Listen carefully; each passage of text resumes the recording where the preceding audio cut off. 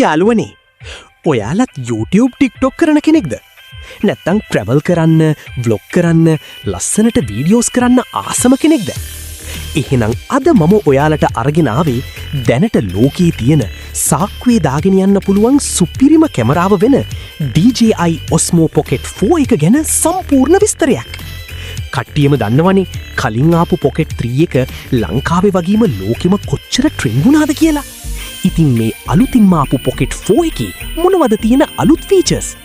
මේක ඇත්තටම සල්ලි දීලා ගන්න වටිනවද? අද අපි මේ වීඩියෝ එකකින් කතා කරමු. මුලින්ම මේකේ පෙනුම ගැන බැලුවොත් කලින් වගේම ලස්සන 2-inch OLED ඩිස්ප්ලේ එකක් තමයි මේකේ තියෙන්නේ.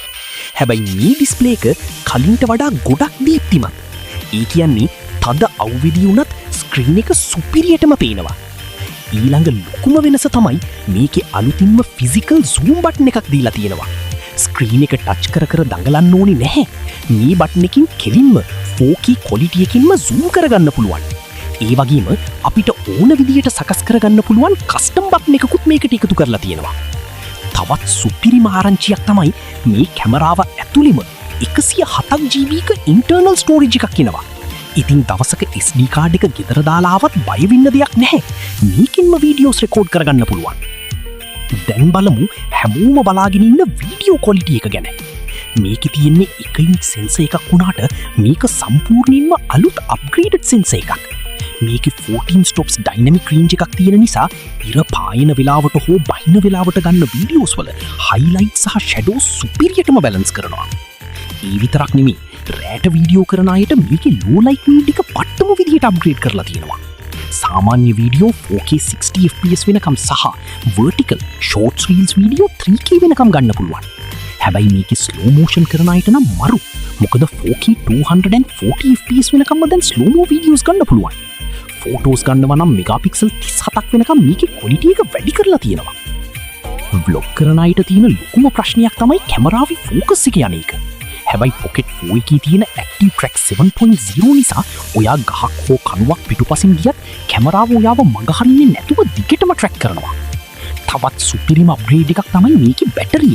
දැන් එක දිගට පැය 4ක් විනාඩි 240ක් වීඩියෝ කරන්න පුළුවන්.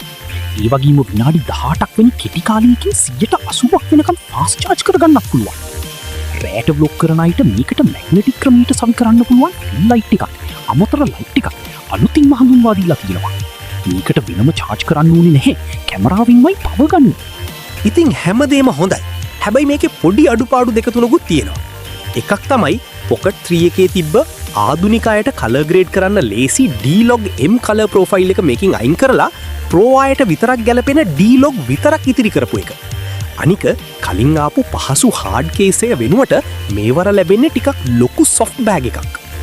අවසාන වශයෙන් කිව්වොත් ඔයා ළඟ දැනටමත් Pocket 3 එකක් තියෙනවා නම් ලොකුම වෙනසක් දවල් කාලේ පේන්න නැති නිසා Pocket 4 එකකට අප්ග්‍රේඩ් වෙන්නම ඕනි නැහැ.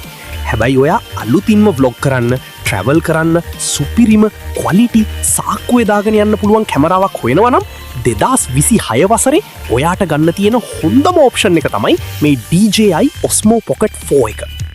ඉතින් ඔයාලා මොකද හිතන්නේ මේ අලුත් කැමරාව ගැන? ඔයාලගේ අදහස් පල්ලෙහායින් කමෙන්ට් කරන්න. වීඩියෝ එක වටිනවා කියලා හිතුණා නම් ෂෙයා කරන්න. ලයික් කරන්නත් අමතක කරන්න එපා. තවත් මේ වගේ වීඩියෝ එකකින් හමු වෙමු. එතකන් හැමෝටම ජය වේවා.